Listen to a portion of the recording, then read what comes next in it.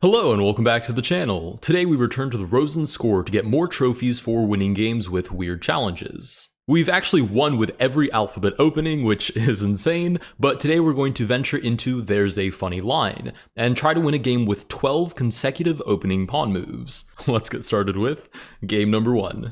Okay, it goes without saying that 12 consecutive opening pawn moves is absolutely insane. I think my best bet is to play really short and reserved, and it looks like the opponent is going to play a Queen's Indian, which will also be a very sort of short and stout sort of line, which will give me plenty of time, as long as they don't get too aggressive too early, to make all of the necessary pawn moves. I have 4 on the board so far. Maybe I should be a little bit less obvious. I feel like a straight line across the board is a little bit clear to the opponent what we're trying to do, which is just move a whole bunch of pawns. I would have done something a little more natural, like pawn to g3. Problem is, there is this fianchettoed bishop. Oh, the opponent disconnected. Oh, and I think they're out for the count. Oh, they're back. They would like to chat. Good. Oh no, I don't have the chat up. Wait, how do I get the chat up? Hold on. This is so funny. Look, they say good move. Thanks. New opening.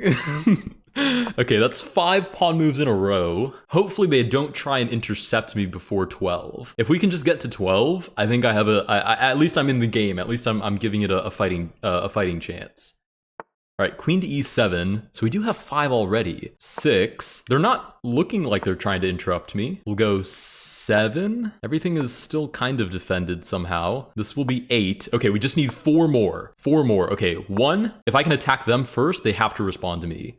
2. This is 3 right here with tempo. And then 4, we can just sack the pawn. Please don't play here. Nice! Okay, that's 12. That's 12 consecutive opening pawn moves, and I kind of almost have a sort of at least pseudo attack going on. Okay, what if I do this, right? What if I go queen to a4 and then I sack queen to a6 actually? Oh no, it wouldn't be mate. The knight is right there. Well, okay, let's go e4. I think I care less about this and care more about keeping the center closed. Oh, but if I take, they can take with the bishop because this is pinned. Yeah, it turns out when you play these openings, there are actually a lot of weaknesses.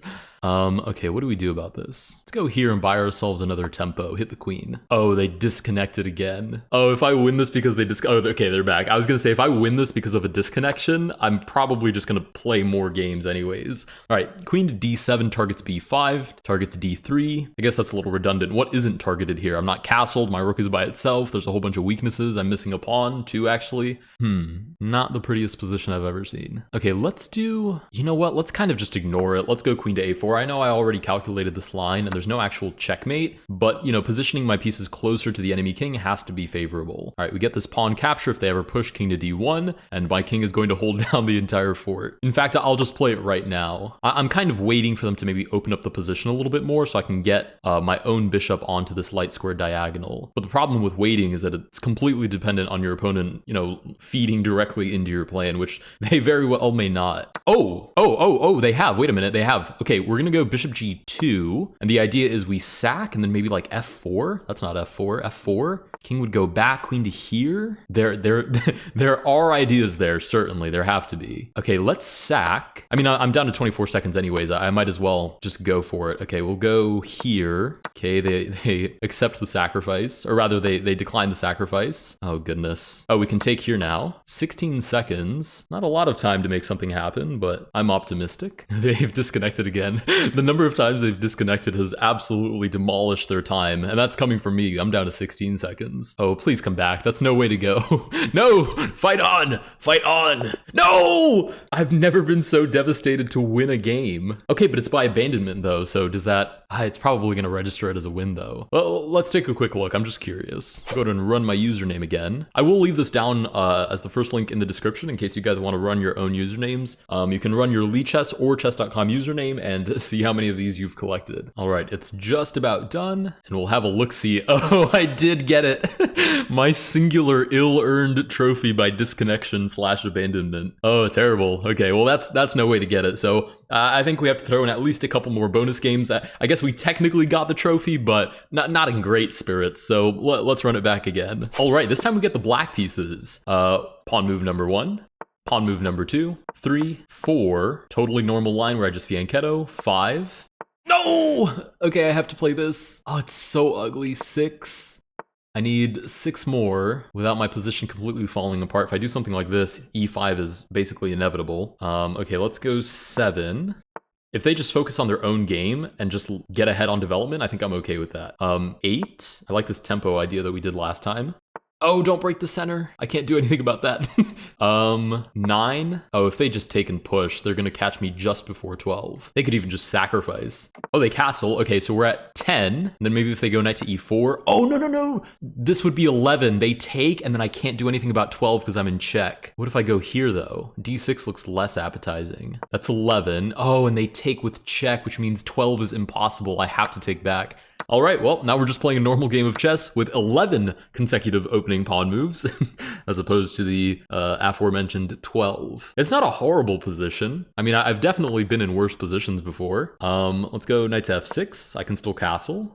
I guess I still can castle. A little bit of an awkward spot for the rook to land in, awkwardly defending these adjacent pawns, but it's probably fine. We get knight to e5. Let's try and uproot that knight, or at least offer the trade. I guess I can't really take it, can I? Should they take it back, it would be forked. Okay, rook to e1, inviting me to take, of course. Let's go knight to d5, centralizing the knight. Also gets it out of f6, so should we capture, they can take back, and it won't be a fork anymore. Right, queen to f3. I'd imagine if I take, they want to now take back with the rook to hold on to this e6 weakness. I think I'm okay with that, to be honest. Oh no, they take back with the pawn. Okay, so they have an outpost on d6, assuming they can get through the knight, which they probably can at some point. Well, it's a little tricky, but they do have an outpost. Obviously, I have to move my queen. Let's go queen to c7, I think. I want to keep an eye on e5. And I'm thinking, as much as I love that this bishop is like infinitely defending this e6 pawn, it's probably better placed either on b7, you know, with a c5 push and then looking down that long diagonal, or maybe just to a6 so they don't have the bishop pair to work with anymore. But I don't know, the center is kind of a little bit closed in a sense. f5 makes it feel open, but it's kind of closed. Okay, here comes the avalanche. h4 looking to get at the root of my pawn structure. We're definitely trading off the bishops because I'm not going to survive a bishop pair attack onto my basically very weakened king. Okay, the queen takes back. Is it crazy to take and then shuffle the king over? Let's find out. I'd imagine they're going to play queen g3, but I shuffle over. If bishop to f6, I just take, and I don't think I'm afraid of anything there. Okay, queen to h4, sure, targets h5. We'll shuffle over. They still can't remove my knight because of en passant. So weirdly enough, this b4 pawn that is way too advanced is actually doing a pretty good job. Okay, now we have to go to double up, right? Because they're getting h5. Whoa! Oh, that's a very creative idea. I mean, I have rook g7. It's a very amusing idea, though. The idea that they've removed the guard and then played bishop to f6. Oh, and it pins the rook, so they do not have to take. They can just apply as much pressure as they please. Let's hope that I can hold on to the position. Rook to g3, it's not looking likely. Let's go here, and king to h7. I have to break this pin, right? To force them to either take, and then we just trade everything off, or, you know, I just get my rook out of there. Down to 29 seconds as well. The opponent's not far behind with 40-ish seconds. Okay, they do take. Okay, they take all the way, sure. We'll take back with the king. I mean, we are in an endgame. I'm not going to get mated by the queen alone, so I can get a little more active now. Oh, they're going for a5 over here. That's pretty pesky. Oh, I don't have time, though. I can't think too much about it. The pawn is just gone. The pawn is gone. Let's just get aggressive. Let's go here. You'd imagine queen d4, and we'll just go for a kingside attack. I know it seems very late in the game for a kingside attack, but that is never the case. It's never too late. Okay, they're going for the pawn push. We'll go for the break over here. Oh, I can't actually take that. Okay, we'll try this instead. Nice, I can take. How do you stop queen g2? Queen here check, I go back. Queen here check again, I go back again. Oh, and then queen to f1 is what, like drawish? Oh no, because king to h2. Ooh, wait a minute. This just got really interesting. Okay, cool. I ran away with a draw. Not super well deserved, but considering we made 11 opening moves, or rather 11 consecutive pawn moves in the opening, not bad, I'll take it. All right, let's go ahead and throw in the third game. We'll make it a nice lucky 3. All right, game number 3. We get the black pieces again. Let's go d6. I want to be as non-confrontational as possible. We'll try to play quickly so the opponent doesn't have too much time to think about exactly what's happening. Oh, don't play f5. Please don't. You don't have to. You don't have to do this. We're at move 8 already. Okay, they did it. Let's go here. Don't take. Please. Don't take. Oh, we're on move 10. Do I abandon it here? Because the truth is I know that if I play this, which is move number 10, they're going to take, fork the heck out of my position. And there's just 12 moves is just not happening. Okay, I might as well concede now. We'll go ahead and, but even if I take, I mean, this is pretty bad too. I think I'm just asking way too much of an opening that's literally just moving a whole bunch of random pawns until you hit the number 12. Okay, queen slides over. I think we're just developing now. Yeah, queen to f2, that is a mating threat that I do have to defend. e5 unleashes this. Not great, not great. Yeah, that's even better because it comes in with the fork. Rook to h6, ugliest move I think I'll ever play.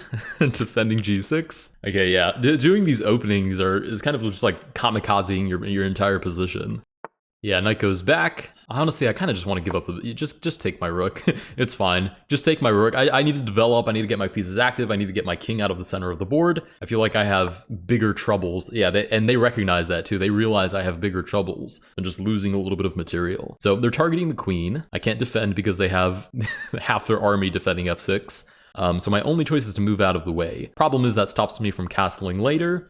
Unfortunately, I don't really have a choice. So queen to g7 it is. Okay, now they accept the material. I'll go ahead and take with the knight, I think. I don't love that the knight's coming back to g5, but I can't take with the queen because of queen to f7.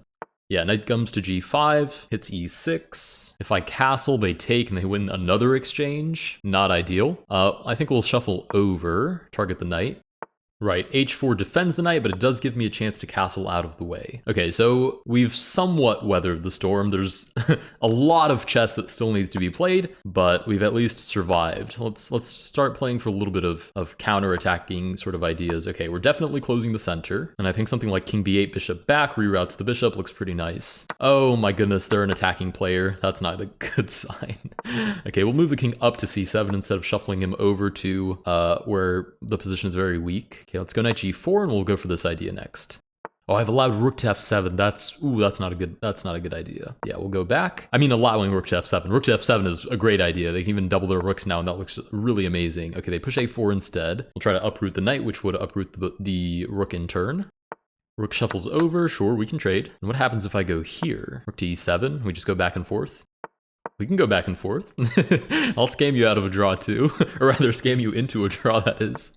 Okay, rook goes back to e6, I see. Okay, now we're definitely playing for aggressive ideas because this and this is checkmate. Yeah, you kind of just have to work with the ebb and flow of these wacky, weird positions that arise from these Rosen openings. Okay, they sack the pawn. That makes a lot of sense. We'll come in with check. The knight is rooted by the pawn, so I can pretty much give as many checks as I want, I think. I can always bounce into f2, bounce back out, right? So should the king shuffle over, there's not how the knight moves. There's this check. Okay, king shuffles over this way. That's not losing. What happens if I do this? Even if they take, I sack the knight. I just take with the knight and then I recapture. Okay, cool. All right, with that, we actually do win. I feel like that was actually a well-earned victory. There was no timing out, or rather disconnecting of the opponent. There was no sneaky draw. I think that was a pretty honest win. It wasn't with 12 pawn opening moves, but it was, what was it, 10? Yeah, we got as far as 10 before the opponent wisened up to our plans and just started going straight for our king. Anyways, if you guys did enjoy this video, please consider liking and subscribing. Again, you can check your Rosen score. It will be the first link down in the description below. Let me know if there are any others that you specifically want me to try. If you notice that you have one that I don't, let me know. I'll take that personally and try to make a video about it. Thank you guys so much for watching, and I will see you guys in the next one.